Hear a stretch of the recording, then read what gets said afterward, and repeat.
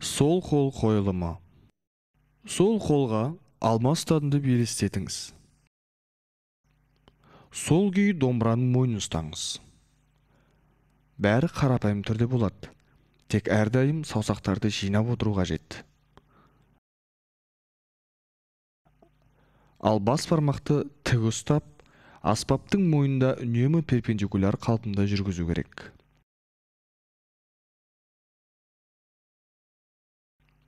Сол қол үнемі бос болу қажет. Мынадай жаттығумен дайындалыңыз.